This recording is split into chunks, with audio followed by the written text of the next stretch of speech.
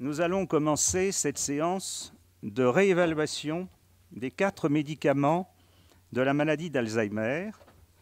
Vous savez, mesdames, messieurs, que la commission avait évalué ces médicaments il y a 4 ans. Patrick, vous me direz si je me trompe. Il me semble que notre réévaluation précédente date de 2007. À cette époque, il n'y avait pas de plan Alzheimer. Et finalement, lors de l'annonce du diagnostic, à la famille, à l'entourage et peut-être aux patients, il n'y avait guère comme recours que celui d'une prescription de médicaments. Nous avions considéré à l'époque, cette commission, en grande partie vos prédécesseurs, avait considéré à l'époque que dans ces conditions, le médicament pouvait jouer un rôle structurant dans la prise en charge générale de ces patients, au-delà de son efficacité déjà reconnue comme extrêmement modeste à l'époque. Et ces 4 médicaments avaient obtenu un service médical rendu important. 4 ans après, en 2011, nous avons des données complémentaires, nous avons des données de tolérance qui se sont affinées, un plan Alzheimer existe. Que devons-nous penser de l'efficacité et de la tolérance, bref, des performances de ces 4 médicaments en 2011? Quelle place dans la prise en charge? Ont-ils encore une place? Posons toutes les questions dans la prise en charge.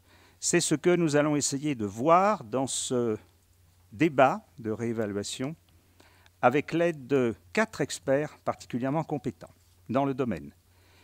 Je vais d'abord rappeler à tous ceux qui sont ici leur devoir, leur obligation de confidentialité.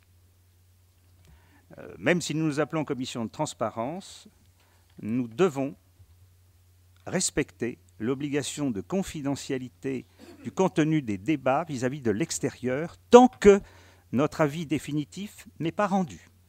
Avis définitif qui ne sera rendu qu'à l'automne, puisque la période contradictoire va couvrir une grande partie de l'été.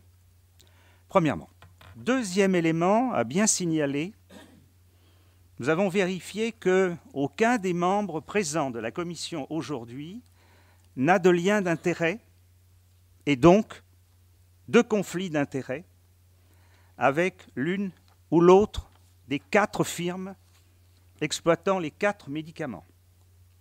Et enfin, troisième remarque importante, le choix de nos experts a été particulièrement difficile, mais nous avons surmonté cette difficulté puisque nous avons eu recours, et nous avons recours, à 4 experts de très haut niveau dans le domaine et sans lien d'intérêt avec les firmes exploitant les médicaments. Un excellent expert sans lien d'intérêt, c'est, vous le savez, très difficile à trouver et nous nous réjouissons d'avoir pu les trouver. À titre personnel et au nom de la commission, messieurs, je voudrais vous dire un grand merci pour le travail préparatoire que vous avez réalisé. Vous avez rédigé, après avoir pris connaissance des dossiers, et ça fait 4 dossiers, ça n'est pas rien. Vous avez rédigé des rapports que nous avons, qui sont exhaustifs et qui témoignent d'un énorme travail dont nous sommes très reconnaissants. Cette réévaluation a, vous l'imaginez, beaucoup d'enjeux. Beaucoup d'enjeux vis-à-vis des patients et des familles, mais aussi vis-à-vis de la société, vis-à-vis de la santé publique.